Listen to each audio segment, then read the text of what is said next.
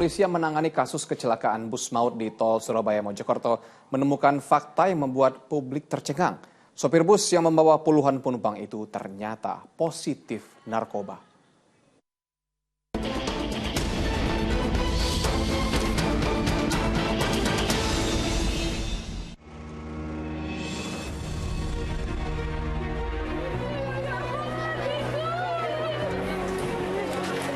Innalillahi wa inna ilaihi raji'un, Lur. Kejadian, Lur. Maksud hati ingin pulang dari wisata, namun takdir berkata lain. Itulah petaka yang terjadi saat bus pariwisata PO Ardiansyah yang membawa 30-an penumpang mengalami kecelakaan tunggal di kilometer 712 tol Surabaya Mojokerto, Kecamatan Jetis, Jawa Timur. Bus yang baru saja berwisata ke Dieng dan Yogya menabrak tiang papan reklame hingga akhirnya terguling dan ringsek. Beberapa hari usai insiden, menyusul seorang anak dan pria berusia 57 tahun yang sedang dirawat di rumah sakit tak bisa tertolong. Total 16 orang termasuk 4 anak-anak meninggal dunia, sedangkan 19 orang terluka. Sementara itu tangis pilu warga pecah saat belasan jenazah tiba di tempat asalnya, Benowo, Surabaya. Satu persatu jenazah diturunkan untuk disalatkan lalu dibawa ke pemakaman. Yang lebih miris, satu keluarga termasuk 2 anak ikut menjadi korban. Keempatnya dimakamkan dalam satu liang lahat. Sementara itu Jasara Harja beri santunan ke ahli waris korban meninggal dunia 50 juta rupiah, 20 juta rupiah untuk biaya rumah sakit kepada korban selamat, dan 4 juta rupiah untuk biaya pemakaman. Polisi pun terus bergerak menyelidiki penyebab pasti kecelakaan dengan memeriksa 2 supir.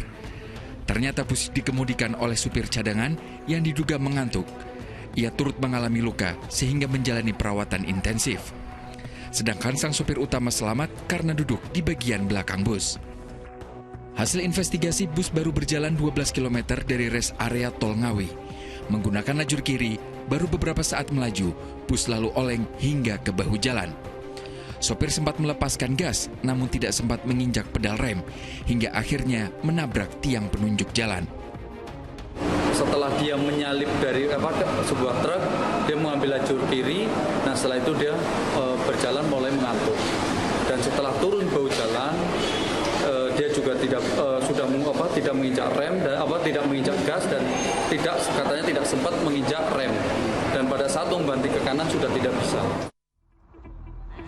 Usai melakukan serangkaian pemeriksaan, polisi pun akhirnya menetapkan sang supir cadangan sebagai tersangka. Selain itu, dari hasil uji laboratorium sampel darah, pria berusia 29 tahun itu juga terbukti positif menggunakan narkoba.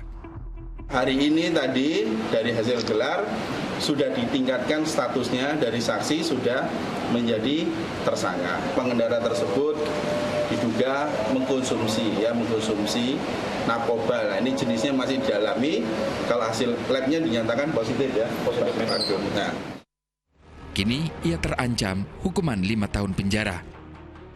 Kasus kecelakaan maut ini tentunya menjadi pelajaran bagi pihak perusahaan bus. Para awak bus harus punya kesiapan stamina dan surat lengkap sebelum berkendara. Tim Liputan melaporkan.